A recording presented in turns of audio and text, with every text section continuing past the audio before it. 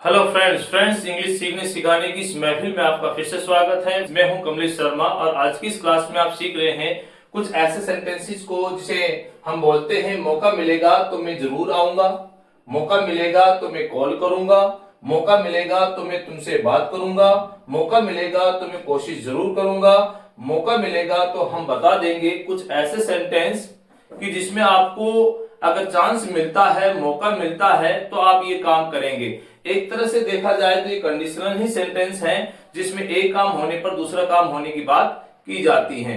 ऐसे सेंटेंस को जब हमें इंग्लिश में बोलना होता है तो उसके लिए एक विशेष स्ट्रक्चर का प्रयोग किया जाता है और उस स्ट्रक्चर में आप लिखते हैं या बोलते हैं if I get a chance, और अगर आप लिख रहे हैं तो यहां आप कॉमा का प्रयोग करेंगे और उसके बाद आप लिखेंगे सब्जेक्ट।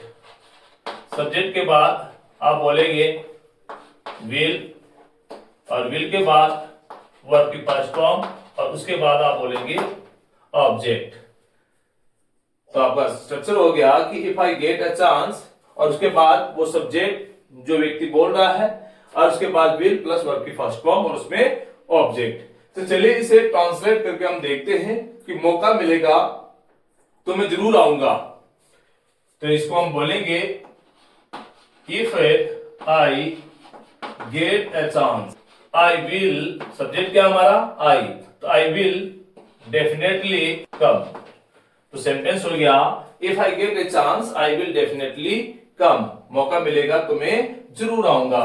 मौका मिलेगा तो मैं कॉल करूंगा, तो इसे मैं बोलूंगा if I get a chance I will call you, यानी मैं आपको कॉल करूंगा। यानी मौका मिलेगा तो कॉल करूंगा, मौका मिलेगा तो मैं तुमसे बात करूंगा, तो इसे मैं बोलूंगा if I get a chance I will talk to you. तो सेंटेंस हो गया if I get a chance I will talk to you, यदि मौका मिला तो मैं तुमसे बात करूंगा, मौका मिलेगा तो मैं कोशिश जरूर करूंगा। तो इसको बोलेंगे if I get a chance I will definitely try. तो सेंटेंस हो गया if I get a chance I will definitely try, यदि मौका मिलेगा तो मैं कोशिश जरूर करूंगा। इसी प्रकार मौका मिलेगा तो हम बता देंगे, तो मैं कहूंगा if I get a chance we will tell you. तो सेंटेंस हो गया if I get a chance we will tell you, यदि मौका मिलेगा तो हम बता देंगे, मौका मिलेगा तो मैं आपकी सहायता जरूर करूंगा। तो सेंटेंस का ट्रांसलेट करेंगे if I get a chance I will definitely help you. तो सेंटेंस हो गया if I get a chance I will definitely help you. ये बात है प्रेजेंट की कंडीशन की बात कर रहे हैं कि इन फ्यूचर अगर आपको ऐसा मिलता है, ऐसा होता है तो आप ऐसा काम करेंगे। एक्चुअल में क्या है, ये सेंटेंस जितने भी लिखे हैं सारे कंडीशनल सेंटेंस हैं जो एक कंडीशन को दिखाते हैं और तो उसका रिजल्ट आपको सामने देखने को मिलता है। कहता है कि मौका मिलेगा तो मैं ये काम करूंगा, तो मौका मिलने का मतलब है कि एक काम का होने का मतलब मौका मिलना, वो एक काम हुआ और उसका रिजल्ट ये हुआ। ये था प्रेजेंट की अगर हम बात कर रहे हैं। और मान लीजिए अगर पास्ट की हमें बात करनी हो तो हम कैसे बोलेंगे, जैसे मौका मिलता तो मैं ये काम करता, मौका मिलता तो मैं तुम्हें कॉल करता, मौका मिलता तो मैं तुमसे बात करता। तो चलिए हम पास्ट टाइम के एक्शन को बताने के लिए हम इसे कैसे बोलते हैं एग्जाम्पल की सहायता से स्ट्रक्चर वाइज इसे हम देखते हैं। तो ऐसे में हमें बोलना होता है कि मौका मिलता तो मैं जरूर आता, मौका मिलता तो मैं जरूर कोशिश करता, मौका मिलता तो वो भाग जाता। कहने का मतलब पास्ट में अगर कोई काम होता तो वो दूसरा काम हो गया होता। ऐसे कंडीशन को बताने के लिए हम एक विशेष स्ट्रक्चर का प्रयोग करते हैं। वो स्ट्रक्चर इस प्रकार से है if I had a chance, if I had a chance और उसके बाद कॉमा अगर आप लिखते हैं तो, और उसके बाद आप बोलेंगे वो सब्जेक्ट दूसरे सेंटेंस का, और सब्जेक्ट के बाद आप बोलेंगे यहाँ पर वुड, और वुड के बाद आप बोलेंगे यहां हैड प्लस वर्ब की थर्ड फॉर्म, और फिर वो ऑब्जेक्ट जो हमें बोलना है। तो सेंटेंस कुछ इस प्रकार से है कि यदि मौका मिलता तो मैं जरूर आता। तो इसके लिए मैं कहूंगा if I had a chance I would have definitely come. तो सेंटेंस हुआ if I had a chance I would have definitely come. यदि मौका मिलता या मौका मिलता तो मैं जरूर आता।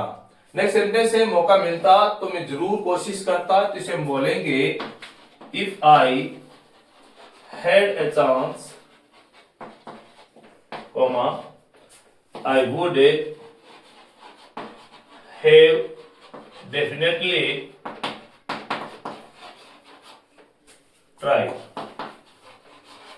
तो सेंटेंस हो गया if I had a chance I would have definitely try.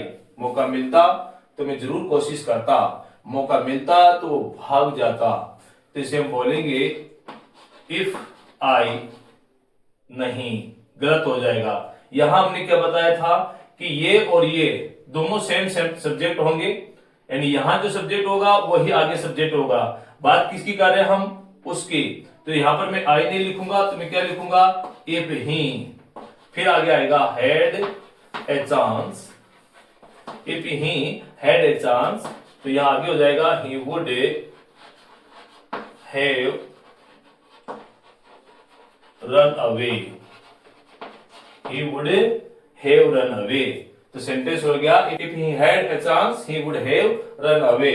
मौका मिलता तो मैं उसे समझाता। तो इसे मैं बोलूंगा if I had a chance